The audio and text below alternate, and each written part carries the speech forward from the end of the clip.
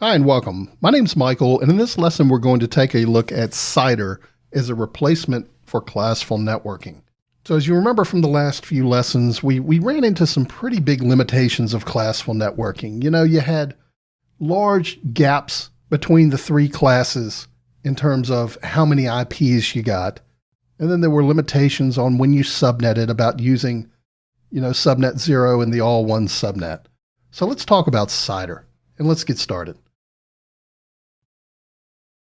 So I'm here in the CIDR section of our interactive diagram, and we see that CIDR stands for Classless Inter-Domain Routing.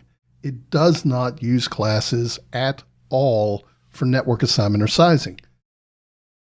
And the entire unicast range can be segmented into any size network, that unicast range being a 0 to 223 in the first octet. Again, so the network masks are not limited to 255.255.255.0, 255.255.00, or 255.000. And as we saw when we talked about classful networking, we kind of looked at breaking a classful network into multiple subnets. The slash followed by number of masked bits is typically referred to as the CIDR notation when written as the net mask. So as bits are masked from left to right, that net mask is typically written as a slash number of bits masked. So let's look at the CIDR chart.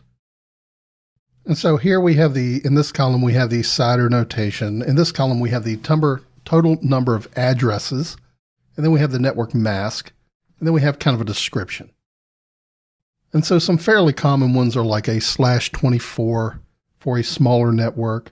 /20, /19 occurs. Really, this block is where I have seen the most. And so the description here shows like a /24, which is going to be a 255.255.255.0, or an old school class C, is going to be a 1/24 network. And then a /17 is going to be a 128 of those /24 networks. And that, of course, is no coincidence that we have a 1s column, a 2s, a 4s, and 8s, 16s, 32s, 64s, and 128s.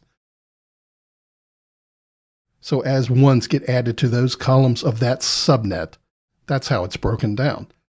Now, there are a couple that are kind of special. /30 used to be kind of special when you would go router to bridge a couple of different networks.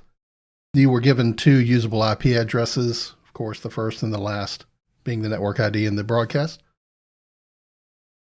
Then /31 was made available for use in P2P links, so point-to-point links. So connecting two separate networks can now use like a /31. And then a /32 is kind of a special use case. It's just a single host. So what does all this mean for calculating? Well, let's calculate out a subnet. Here we have an IP address. It's 172.100.129.147 in a /21 subnet. Here is the IP written out in binary. And here is the /21 written out in binary as well, which equals a 255.255.248.0. We, of course, can AND those two together to get our first IP in the range, but we also need to calculate how many hosts there are going to be in the range. So remember, 2 to the number of host bits. In this case, it's 11, and that's going to be 2048. So if we AND these two numbers together, we get that first address. That's going to be our network address, 172.100.128.0.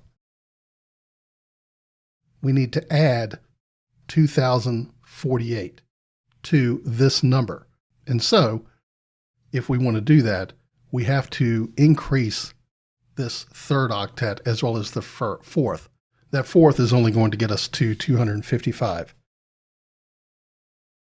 And since we include the 0, it's 256 total values. So 2048 divided by 256 equals 8. We have to add 8 to the third octet, which is 128. So 128 plus 8 equals 135. Our broadcast IP therefore is 172.100.128 plus 8 equals 135.255. So let me run through that one more time just for clarity. Here is our IP address right here, written out in binary. This is 172.100.129.147. This is our network mask /21. That is 255.255.248.0.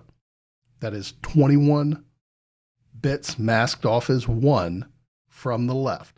This subsequently leaves us with 11 host bits that we use to calculate the number of addresses available. That's going to be 2 to the 11th power, which equals 2048. If we AND these two numbers together, so our IP address written as binary and our net mask written as binary, when we AND these two together, we are given the very first IP address in the range. That's 172.100.128.0. This is our network ID address. This is the first IP. Now we need to add 2048 to this number. Now we could convert it to binary and add it that way. We know how to do that from our binary lesson.